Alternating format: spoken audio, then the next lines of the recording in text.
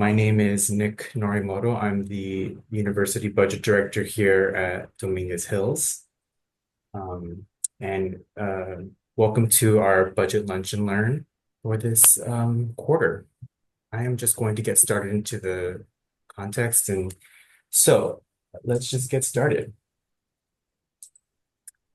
So Budget Lunch and Learn is a series of conversations on our campus in which we discuss and have topics about health and budget here at CSUDH. We've my time here, we started this a couple years ago, and we've done it kind of quarterly, where we've either done some quarterly reviews on budget Yes. or or like today we discussed specific topics, like Okay. we discussed enrollment, we've done like a one-on-one type of things. As far as today, we will cover capital projects, how they're funded, and the role it plays on our campus budget. I would like to preface that although um, facilities planning, design, and construction that is led by our Associate Vice President, Yancy Modesto, and of course our CFO, VP Wallace. I'm just part of the budget, so I do have some insight as far as the funding of these capital projects goes, but I'm definitely not Yancy and his team of project managers have have a lot of work on their end where they're, Yeah. project specific, are keeping track of the project budgets, keeping track of expenditures, spend down, and things like that.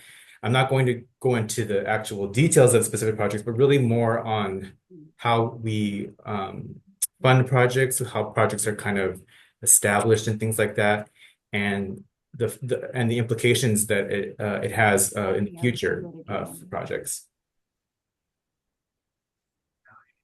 So as far as project types, mostly we're going to be talking about major capital projects.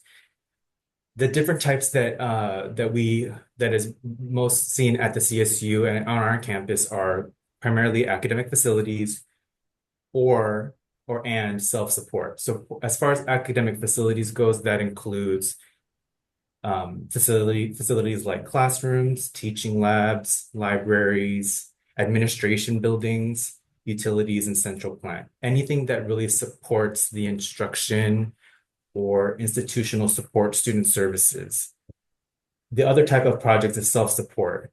And really, if you think about it, it's really depending on funding. So academic facilities is really on the state side, in which our state appropriation and main tuition fees kind of support that in. And then self-support, in which we have enterprise units or auxiliaries, in which they have their own streams of revenue to create capital projects. So for self-support, that includes student unions, like our local student union, recreation centers, student housing, parking, health centers, continuing ed, or in ours, it's the College of Continuing and Professional Education, and of course, public-private partnerships, which we call P3. Some examples of kind of recently completed projects here at CSUDH in terms of the types of projects are academic, our academic facilities include our I&I building, our innovation and instruction building, and of course our science and innovation building. When it comes to self-support, we recently in the last couple of years have opened our residence hall, in which we call phase 3. So this is just some examples of completed projects in terms of on our campus. So after going through the examples and basically on our campus what those are, now we're going to go into kind of inception, like what are the elements of a project proposal? What are the things that we do as a campus, as as a system, as part of our facilities planning, design, and construction team, all the work that everyone is involved in when it comes to proposing a project and seeing that through. So the elements of a project proposal are as follows. We ask the 5 main questions of what is the project, what is the description of the project that we are proposing, and the due diligence items, meaning what are the things that we must make sure we accomplish, we analyze, we do all the work in order to make sure that this project is sustaining, where the project is going to be located and built, whether on campus or off-site, why, what are the goals, and what is the purpose of the specific project, whether it be to provide students like with the recreation center or to provide additional housing or affordable housing, as an example, when we have to create a project timeline. And with that comes with specific approvals from various people, various approvals that needs to be required, as well as planning, construction, and opening. And of course, that's our FPDC, our Facilities Planning, Design, Construction Department. They work with the specific departments to determine when the planning, the construction, and the official opening of the project occurs. Lastly, and really the topic of today is how much. They have to develop a project budget. We have to create a financial plan, which we'll get into later in the presentation, and cash flow, meaning of the funds that we get for the project, cash flow meaning how much is going to be spent the duration of the construction. So that's also a huge factor when it comes to funding, that our project managers are aware of how the cash is being flown to build a project. Now, who is involved to fund a project? As I've mentioned just in the last slide, I've kind of touched on the various different people or groups of people, departments or entities really within the CSU system that are all involved when it comes to funding a project. Here we have the Chancellor's Office. So system-wide, there is a department called Capital Planning, Design, and Construction. We call it CPDC. They are responsible for the entire system. For those that maybe are aware, every year they have a master plan or a 5-year plan that they update each year. But CPDC is kind of responsible for making sure and kind of prioritizing amongst the system specific projects based on whether they're academic facilities or self-support. There's campus capital planning, and that was our facilities planning, design, and construction. Our AVP, Yancy Modesto, his team that is responsible for project management. The Chancellor's Office, Finance and Treasury. So we work with another department at the Chancellor's Office, F&T, in which they help us. And as we get into that, we do, in order to fund a project, we have to borrow money. So this department helps us make sure that we are doing our due diligence items when we borrow certain funds, what that looks like in the future. Our campus CFO, staff, student affairs, and programs. So basically our campus, the campus as a whole, whether that purpose is for, what the purpose is for, our CFO being responsible for making sure that fiscally it is sound. And then lastly, Board of Trustees. Basically, when we have a major capital project on each of the campus, we have to have Board of Trustee approval to make sure that everybody in this square has done all their due diligence items, and of course is aware of how it's going to impact in the future. The Board of Trustees approves it. So just going to go through some of the priorities and the processes amongst these groups of people. So the campus program identifies priority. It's a planning focus. The campus as a whole supports that priority. CPDC at the Chancellor's Office, they have to support the overall approval of the plan. They support the schematics, all the details. Then they have to, a project budget has to be established and finalized. And, of course, that in turn determines a lot of the financial aspects once the project budget is established. Campus CFO and staff, so like our team here at Admin and Finance, we're assisting with helping that financial plan, supporting it, and make sure everything is correct. We bring that to the CO, Finance and Treasury, and they make sure they review and support the financial plan. The CO, Finance and Treasury support the final budget, again, due diligence. And then lastly, it goes to the Board of Trustees for the financing approval.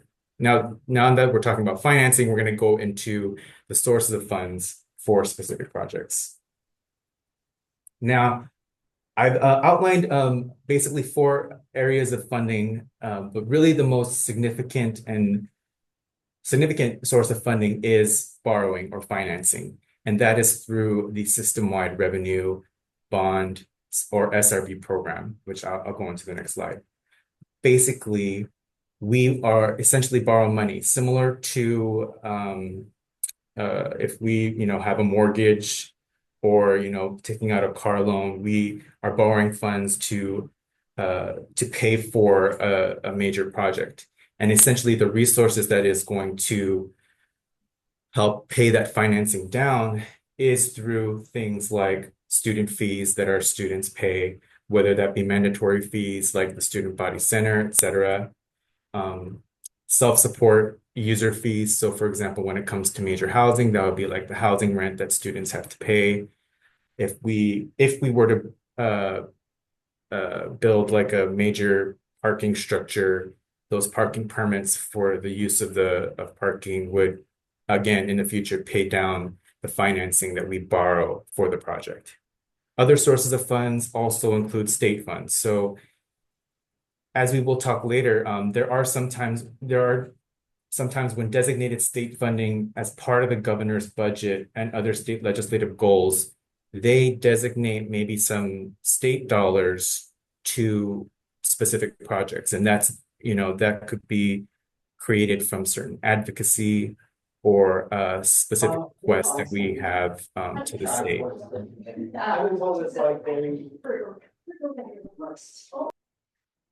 We also have our own funds that we could use. So that could be CSU reserves, campus reserves, or system office support. So if we have certain funds that we have available just within our own means, that could be also used to fund a specific project. And then lastly, other funds, we could, and we have examples as well, but other funds could include donations. If a facility is for private use or things like that, general public, it's a revenue generating type of thing, those revenue generations could address the project or private party services. Now, I want to, of the four sources of funds that I've kind of outlined, going to talk about the System-Wide Revenue Bond Program. So it is basically it's a program that was authorized by the State University Revenue Bond Act of 1947. And I've linked the education code here that you can see part of statute that this program exists. And basically, in 2002 is when our CSU Board of Trustees issued the first bond of the first system-wide revenue bond series, in which they pledged fees of system-wide programs. So like I've mentioned, fees from housing, parking, student unions, health centers, professional continuing education, or even auxiliaries. We are using the revenue that we collect from those operations in order to pledge against these bonds that we are issuing. The benefits of it are the reason why it's a great program is that there are a lot of benefits when it comes to this program. It's a lower cost of borrowing for the CSU. It's a primarily fixed rate portfolio, which provides budget certainty. And of course, when it comes to the payback, that's also part of the plan as well. And of course, good credit ratings for SRB. So it's a great program in which we're able to borrow funds at a kind of a lower and fixed rate. And it gives opportunity for campuses to really expand or address maybe, university priorities or things like they want to provide more for the students, et cetera. So, but of course, with that being said, of course, there are benefits. It is a program in which the CSU is borrowing funds, issuing bonds, borrowing those dollars, and having to pay that back as with debt payments. And one good thing about that, those debt payments begin after the project is completed and done, and that facility in which for the operation has started. So the facility is open, it is starting to, generate that revenue in which that purpose is for, whether it be for housing or things like that. And of course, that revenue generation, in addition to the general operating expenses that the facility is creating, also is addressing debt payments. And usually they're about 30-year kind of schedule, 30-year loan, basically. So speaking of debt payments, so that's part of the due diligence items of what we're talking about funding the major capital project. One of the due diligence items is working with the chancellor's office to determine, based on how much we're issuing as far as the bond, what that debt payment is going to look like and how that is being accounted for when we're looking at overall operations, like how much money we're going to be collecting versus how much money we're going to be spending on the operations, and of course, the debt service. So the debt service coverage ratio, or the DSCR or DSCR, it measures the program or campus's ability to cover its debt service requirements and helps determine the maximum project size that can be supported. And basically, there's a minimum that when we work with the chancellor's office, a minimum debt service coverage ratio that we have to meet in order to issue these bonds and build this project, and that is a 1.10. And I have an example. So the overall formula pretty simply is total operating revenues. So of course, this is all projected revenues based on determined fee rates or just projection of revenues collected versus total operating expenses. So based on the revenue collected, how much the unit or the program is planning on spending to support that operation. That number over the annual debt service or the annual loan payment that the campus is responsible for that bond. In summary, it's a net income, so basically revenues minus expenses over our debt service. So for an example, in order to meet that minimum threshold for the chancellor's office, if our debt service here is $1 million, we have to make sure that our net income, total operating revenues minus total operating expenses, is at least 1.1 million in order to meet the 1.1 ratio. Now, the 1.1 million of net income means that let's say we collect 6.1 million in revenue, we only have $5 million to support the overall operations and things like that. The reason why the 1.1 ratio, well, it's really to make sure that the operation is financially sound and stable. In addition, this also includes the operation or campus to make sure that they're taking consideration of all expenses. That includes maintenance, of course, staff and operating expenses, utilities, everything like that. So, and that's what we're going to go into the next slide when this debt service is really playing a role into planning for the operation. So this is a very it's a big spreadsheet. This is kind of a sort of resource that I got from the chancellor's office, really. But this is pretty simply what a financial plan looks like when it comes to planning for a major capital project. The financial plan, or we call it a pro forma, it is basically an income statement, really. We are looking at net income, operating revenue here at the top. We're looking at operating expenses, how much we're planning on spending, and of course, we're looking at the debt service coverage ratio. So what we want to do is, in order for financial planning, we are trying to project how much revenue is expected to collect, how they plan on utilizing those funds to make sure that the operation is running efficiently, sufficiently as well. And then taking consideration of the planned debt service for the next 30 or so years is being covered, and making sure that ratio of 1.1 is being met. What is required when it comes to the due diligence items as we work with the chancellor's office for these major capital projects is that we are required to provide 3 to 5 years of actuals. So for like the housing program, we provide them, since we have a housing program now, we provide them our activity from the past 3 to 5 years. And then we project out 12 years, starting from when the housing program is set to open. So we show them, our based on number of beds that we plan on filling and the rates that we're planning on charging the students, how much money we're planning on collecting, what the overall budget of what they're spending, and of course, the debt service. Something that we also consider, as you'll see here at the bottom, is again the maintenance or any kind of reserves that these operations have to keep track of as well. So there's a lot of work and a lot of planning when it comes to making sure that we can even begin to borrow or issue these state bonds.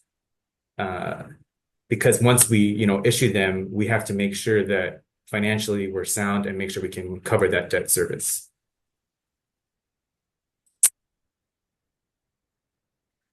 So that is really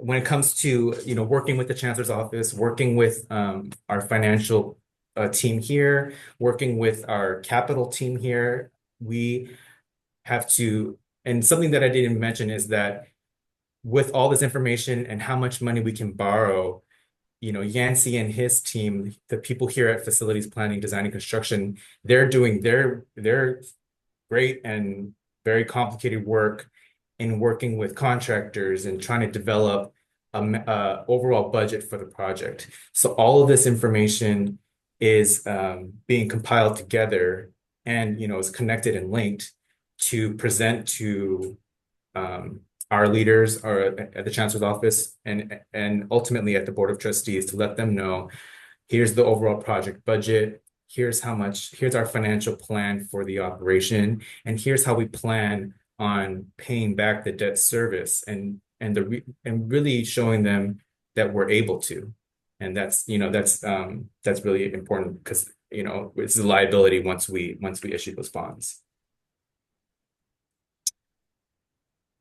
Okay, so I kind of want to not really change gears, but I'm going to talk a little bit because I did speak with our facilities planning, design, and construction, and there are some things that are important and very big things to know when it comes to major capital projects. So part of the budgets that this team is creating when it comes to major capital projects, the plan for the project, they're also including like a set of funds within the project budget to hire project managers to oversee the project. So basically, the project managers that you may see, we have a handful of them here on our campus that you may see to be responsible and oversee these major capital projects. They're being supported by the budget of the project. So they're yes. And so that is a part of the major capital project that, it's always part of the budget because it's such a significant and huge task to oversee this project, which usually lasts between like 1.5 to 2.5 years. We are making sure that the project is paying for those project managers. We also have minor capital projects, which I haven't really talked into for this presentation, but those are really minor in the sense that if we have a department here on our campus that is requesting a project, construction or renovation or things like that, and they're funding it with their own dollars, they're not going to be borrowing funds or things like that. The facilities planning, design, and construction, we're basically the project managers are dipping into the CAP project budget to also oversee some of the minor capital projects. And something that our AVP of FPDC is, trying to implement is making sure that we can recoup some of those costs, even with the minor capital projects. In addition, we have deferred maintenance projects, and that is also, in the sense, we're also using our project managers here on our campus to maybe oversee some deferred maintenance. With that being said, once our major capital projects are done, And, once Health and Wellness Rec Center or the housing is all complete, those funds, are only limited. And things like minor cap or deferred maintenance, can't be sustained as well. So we just wanted to note that although workforce for capital projects, it's actually very different than what we're used to seeing. We have our instruction, our stateside, we have our student services, our faculty, our staff, and things like that, which is all supported through, state appropriation or for the state or tuition. The workforce for capital projects is different. They're being funded from the project budgets in itself, but it's also something that they're considering as we move forward in the future to do further in other projects. So I wanted to also just talk about we're at a time where it's a crazy time right now in which and budget is a hot topic of conversation, but we're also at a time of kind of growth where we have some major capital projects going along, as you can see on our campus. What I wanted to first say before kind of detailing I'm just going to outline some of the capital projects that we're seeing on campus, is that in 2021, which was about 4 years ago, the governor and the state legislature, they passed the Budget Act for that fiscal year. And part of the Budget Act, as linked here, you can, if you want to look, and you can even search up Dominguez Hills in this act, is that they earmarked state dollars for some major capital projects. So as we were, planning for the projects that I'm going to kind of review right now, part of the funding that you'll see is that we got some state earmarks designated for these capital projects, which is great because that, was able to cover some of the project budget. That also means that what we had to borrow for state revenue bonds wasn't as high. So it was really an opportunity because we got the state funding, it was not from the CSU, it's not from our campus reserves, directly from the state. We were able to fund and create these big projects. So, and I also wanted to say that too, is that because they're state earmarked, they're not, and even though they're still from the state, they are still designated for these capital projects. The law was passed to use these funds for capital projects. And of course, they are one-time funds. They aren't an ongoing thing. They gave us like a one-time amount, put it towards this project in addition to whatever state revenue bonds that you're going to issue, whatever money you're going to borrow, and put this towards the project. So the first one that we are seeing right now is, of course, the affordable student housing and dining commons. Some may say, dining, we also kind of refer to it as phase 4, some people here on campus. It's a $97 million project. And how that's funded is we have the state earmark. Because it's an affordable housing project, we were able to get some grant funding. So again, these are all things to alleviate how much we're borrowing. And inadvertently, because we're borrowing less, our rates for the housing can be lower, making it more affordable for our students that are going to be utilizing this space. So as our housing operations is planning for this, they don't have to, we were using these grants and these state earmarks to really plan for the operation and things like that.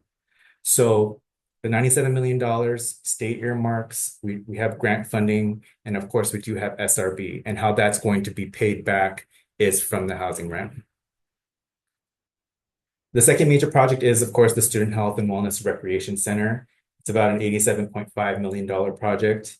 Again, we received $20 million from the state earmark from that Budget Act of 2021. We got some grant. And then, of course, we are issuing a $66 million SRB in which our campus had to do its follow policy. We did a referendum to make sure that students were aware that, okay, this recreation center is going to be open, but once it's open, we do have to assess a fee to the students. And essentially that revenue income is going to help support this operation but also address the debt that we have to pay back in the next 30 years. Lastly, kind of a newer project is the orthotics and prosthetics.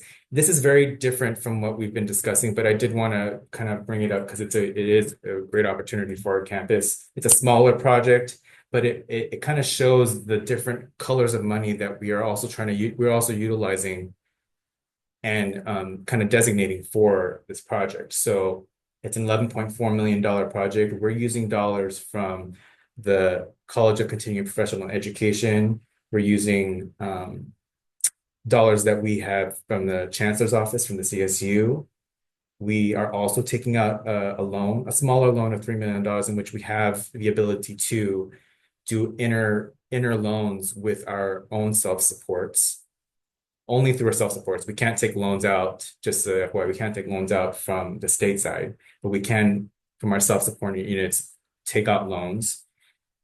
Luckily, thankfully, with our university advancement team, they were able to acquire $500,000 in donor funds. And that's something that they're still trying to work to get grant funding, get donor funding to pay for this building, essentially, and limit the amount of the loan payment that we have to do. And the college itself of CHHSN is using some of their own, I believe, Campus Partners funds to pay for this project as well. So I wanted to share this because we are seeing major projects, but we're also seeing that these projects are funded from different sources of money, primarily from the state system-wide revenue bond program, in which we, while we have the money now, and we issued those bonds and we have those funds right now to pay for the project being built. Once these operations are open, and financially we're looking at we're in operation. Part of the expenditures that we have to consider is the debt service. I wanted to provide a slide. This is a slide that was actually shown at our town hall in November. If you did miss that, it was held at our theater. We had it in person. It was hosted by myself, my Associate Vice President, Dr. Tony Jake, and VP Wallace. We had a town hall and we had a presentation in which we were talking a lot about our budget discussion, and we wanted to show kind of our ending designated balances and reserves from last fiscal year, because that's something that we have to keep track of. But I wanted to show this slide again because it kind of attributes to the conversation we're having right now. So what we showed was all of our funds that we have on our campus. We have our main operating fund that's really designed for our instruction and student services, most of our main operations. We have our designated funds. And that is kind of what we discussed as far as self-support. It talks about, CCPE, parking, housing, student union, ASI, IRA, things like that. And then it also includes capital and maintenance. When we looked at all of our funds and saw how balances have changed from the prior year in 22-23, and then looking at last year, 23-24, we can see the changes year over year, how those balances have changed, whether increase or decrease. And what we see for capital and maintenance is that the balances increase, and that's really due to the fact that as our projects are ramping up, we were getting those funds from the state revenue, the system-wide revenue bond program, and then we have a lot of the funds right now because our projects are currently in full force. So I wanted to show that although it's a really high number, end of last year was about 82 million. A lot of that is not our own money. It's borrowed money. It's part of the system-wide revenue bond program, again, which we'll have to address with debt service in the future. So another thing that we've shown in the past as far as budget lunch and learns, we've had these conversations that when we talked about primary sources of revenue for our campus, we were talking about state appropriation, tuition, And of course, other things like student fees, philanthropy, grants, contracts, reserves, auxiliary partners. I wanted to kind of maybe make a change in that. Something that we also have to utilize, that we're also utilizing is financing. And that is a huge source of revenue that we're using, but primarily and really all for capital projects. I also wanted to, this is kind of the end of the presentation, really. We recently posted on our budget presentations website, uh, a document or a presentation in which we created an all funds review. So, as we talked about this slide here, we created a presentation kind of detailing the all funds and essentially kind of referencing a lot of the education code, law and statute, California Ed Code or CSU policy that really gives us the authority to charge, assess certain fees or collect certain revenue based on the specific funds.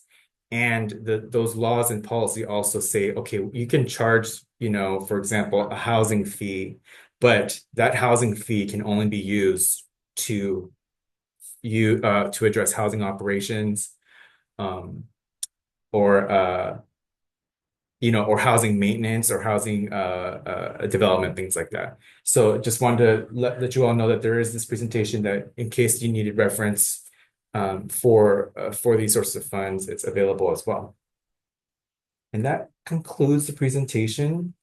Are there any questions, whether in the chat or I think if you wanted to speak, that would be great too.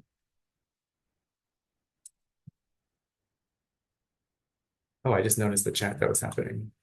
Thank you to those.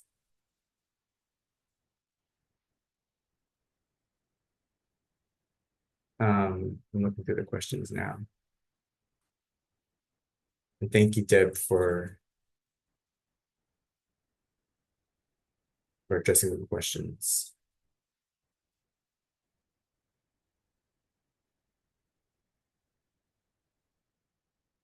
So I think all the questions were answered. We'll look through the chat and maybe, we're recording this presentation. We're going to post this on our budget website. The presentation will also be on our website. And if there are other outstanding questions, we can make sure to address them. But I do thank you for your time and for joining. I don't think I see any other questions at the moment.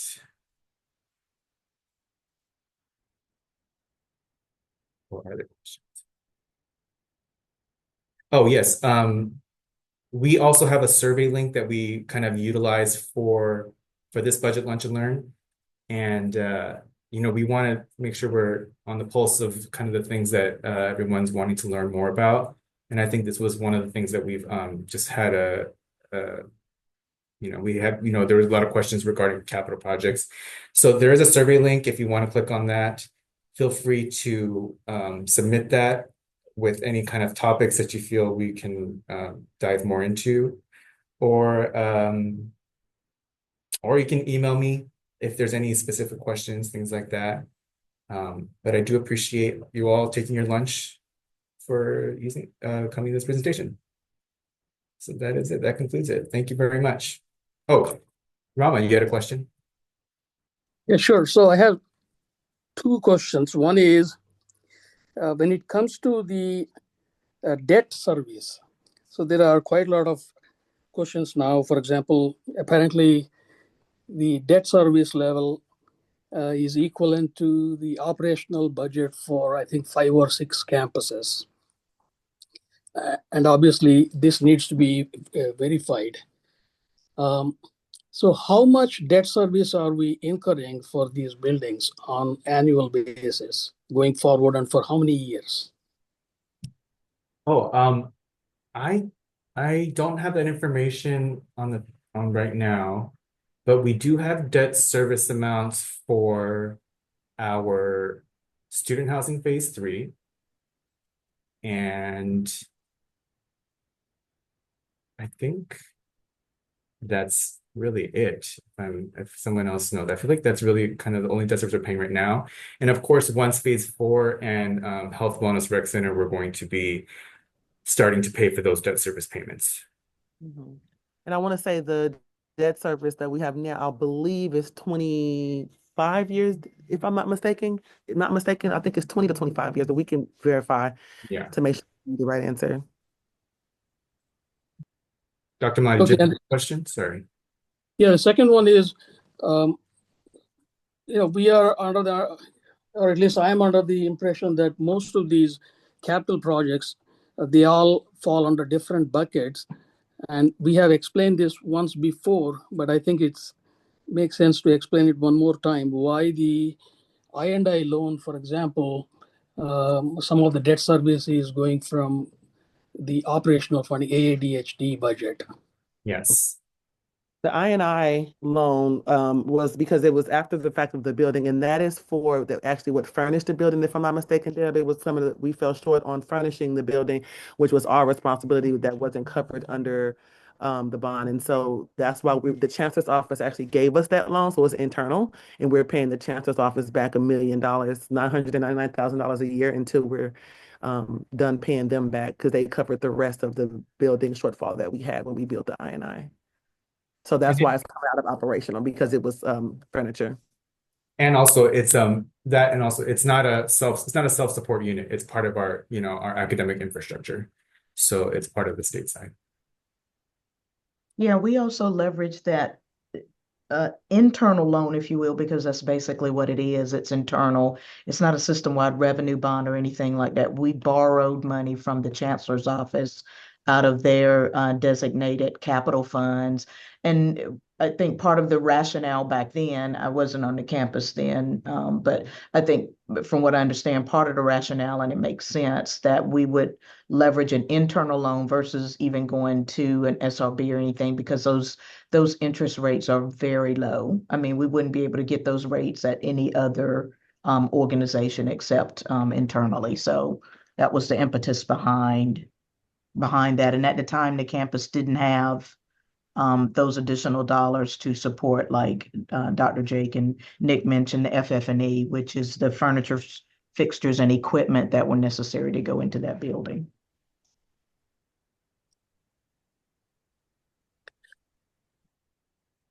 So one final question is, if let's say we have capital projects coming up, and obviously the funding is for building the project, and after that there is maintenance expense, right? Utilities and salaries, etc. Are there going to be additional utilities? Obviously, will be additional, but the salaries to maintain these buildings, will there be additional cost, or will existing resources be deployed into these buildings?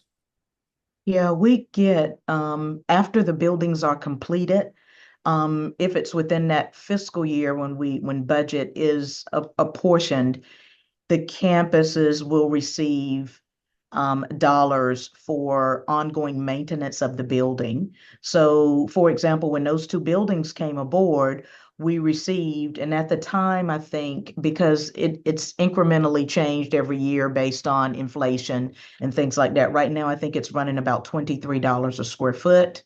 But back then, I think it was 21 and some change. So we got $21 per square foot. And then they give us that in base funding so we can make sure we're maintaining the ongoing operations. That's how AVP Scheffler hires custodians and make sure that the building is maintained. There's adequate grounds people around the facility and things like that. And so the state does give us some money for that. They do a set aside each time those buildings come aboard, especially if they're stateside buildings. So we're able to leverage those funds to do hires and things like that as they come aboard. But again, as I put in my notes, this campus hadn't had any new academic buildings in 30 years. So we never were able to leverage any of those new state dollars. But with the two buildings, we did receive those monies in the 22, 23, I think, Nick, if my memory serves me right. Yeah. The years are starting to run together, but 22, 23 fiscal year after those buildings went online. S&I went online in end of 20, so we didn't get that until maybe we got that in 21, 22. And I believe it was 22, 23 for the I&I building. I also want to add, like with the self-support side, part of the due diligence items is making sure we are, like I think I mentioned in the presentation, maintenance, utilities, like costs that they have to pay for, and that's part of the whole financial plan process. And also, when they're doing revenue projections, they're taking into account of any kind of increases that they have to in order for rising costs and things like that. Okay, thank you. Thank you. There's no other questions. Thank you very much. Have a nice day. Nick, before we Yeah. leave, I think additional clarity is needed on I&I building because I'm hearing that come up a lot in circles. And so I think we Hmm. need to really talk about the reason why the campus had to settle for that loan, because I hear all the time, well, why didn't the state give us 100% of those monies? So the state, when these new buildings are coming aboard, they are only going to borrow a certain amount, against their debt service for the fiscal year. And so we definitely wanted to take advantage of some of the dollars that came down through the state. So that was $55 million. We certainly weren't going to touch, and I touched on that a little bit in my comment. We certainly weren't going to turn down $55 million to tear down a building that was almost 60 years old. And from what I understand from that building, I never went into it, but Small College was in disrepair and probably should have been marked inhabitable for the campus. But the state said, look, this is what we have. We have about 55 million to do that project. And so it partnered with the campus to see where we could come up with those additional funds. So what was outstanding from that was I think about a $17 million gap there. The campus did put in some of its funds through the AEG project and things like that. So I think the campus did a really good job in putting together all of those funds, but that is the reason for that. It's like, do we turn down $55 million? And I'm glad we didn't, because as you can see, the state is not putting any more money right now into any capital. We're not able to leverage any general obligation bonds or anything like that to get buildings built on the campus. So in my mind, was it a smart decision? I would have to go back, and if I had to do it, I would say yes. Yeah, even to not kind of off the I&I, but like you mentioned, the state's not giving the CSU any one-time dollar. They haven't in the past couple of years. They've actually taken back some dollars. So when I referred to that 2021 earmark, us receiving that was a huge milestone thing that we did take advantage of. Rosemary Piccioni, did you have a question? I do, thanks. So I'm new to the CSU and Dominguez Hills. I was at a private institution that floated a bond right before the pandemic, and they were tremendously lucky that they missed it by a hair. And so they didn't incur all of that debt, and they were going to build a dorm. So my question is, for the 27 million SRB that's listed under the dorm, how are we sure that I'm just curious how you did your homework to ensure that the student dollars coming in were going to sustain what we needed, especially if you're looking at a reduced rate, because we're in LA, it's quite expensive. And then I also was curious, the second half of my question is, do we have any other plans for using that space, like for conferences or any other opportunities to generate revenue that would make sense for us here at DH? Thanks.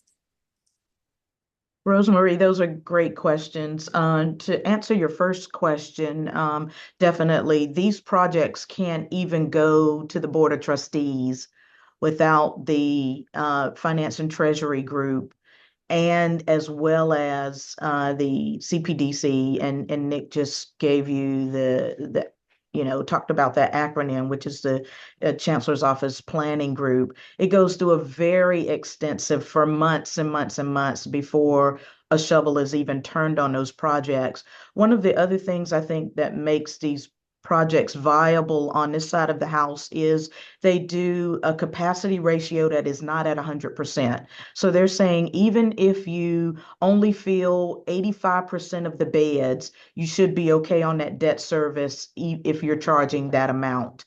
And so again, that goes through an extensive and rigorous. So unless anything changes along that line, which it doesn't, very rarely do campuses drop below that capacity. Now, after the pandemic, all campuses were struggling with that, but I think, everybody's on the rebound now and getting at least back to that 85% capacity, if not 100%. So there are some triggers in there that help the campus make sure that it doesn't drop below a certain debt service to make those payments. I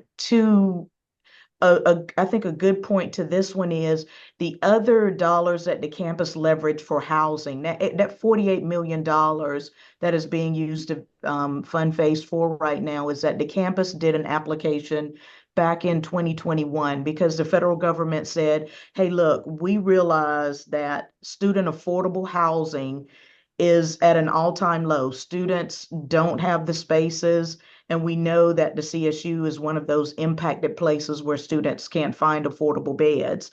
So that money was put forth through the CSU as a pass-through to the state. There were campuses that applied for that. The CSU DH was one of the campuses that put in an application. Of all the campuses that put in an application, and it was mostly all of them, only 9 campuses were funded. So we definitely wanted to make sure we leveraged that federal pass-through. And for us, that was to build almost 300 beds. We're going to get 288 beds out of this project. And so not all campuses got that benefit. So again, kudos to the campus for being able to leverage money that comes along only once in a lifetime. So we certainly didn't want to turn that down. So if we said we had to create that debt service around some of that so students could get affordable housing, then I think that was a good decision. The other part of that that's factored into that, and Nick can remind me as well, is that there are some grant dollars that are associated with that. So not only are those beds less expensive for the students, but it also allows them to receive a grant. So it also helps them pay back. So they're putting money into it, but it isn't an investment, so they can get that money back to help offset some of the costs associated with housing. So I think that addresses your first question. The second part of that question is we are definitely doing everything that we can to leverage those beds when they are not in use. For an example, we are gearing up and we have just signed off on, and I want to give kudos to Maria Hernandez, who is our Director of Procurement and Contracts on this campus, who does a phenomenal job. I think she's one of the best in the state as far as leveraging contracts in order to make sure that this campus it has some kind of passive revenue. And she was able to lead this campus through signing off when the Olympics comes.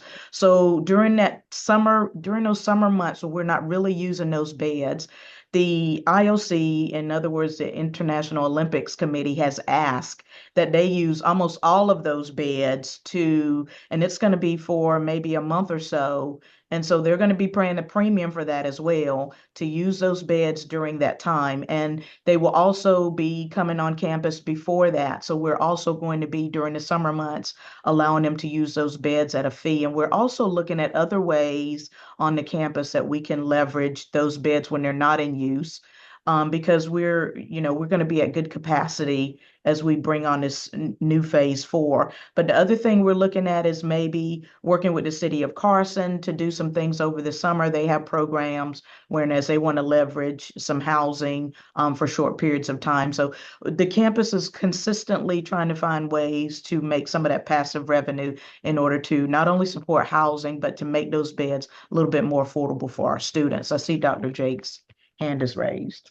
Yeah, I just wanted to add too, because I know we hear this. So in the event, with our auxiliary partners of any kind, we cannot supplement their budgets with state dollars, right? Because I want to make sure that that's clear as well, because we hear that. So if housing does fall short, so even after, everything that Deb said, so if Yep. housing falls short, if TAB falls short, we cannot supplant their budget with state dollars. I just want to also make that clear as well, because that's also Absolutely. not, we can't do that. It's against ed code, against California state law. So I just want to make sure we said that as well, because we know, so in the event, if housing was in an unfortunate situation, which we're hoping to make sure that they're not, we can't use our operational state funds to supplant that either. Good point. Very And good. I want to add one more thing to your first question. In addition to like the micro grants, just in that conversation, again, this is a huge partnership. We're working with our housing partners here on campus, and they also have, their due diligence items to support this whole project, whether it be how they plan on retaining students, how they plan on reaching out to students. And then you mentioned, just with it being LA, we are we're monitoring the market rates as far as what housing is, and that is really going to determine the affordable housing rates that we want to charge or can charge to the students for the project as well. Yes. Thank you, Thank you all for everybody. the questions, and welcome, Rosemarie, to the CSU. Thank you. Well, we used the whole hour, so thank you all again for attending the budget lunch and learn. We have these quarterly, so hope we'll have another one probably before the year end. And then if you have any questions, feel free to reach out. Thank you very much. Thank you. Thank you.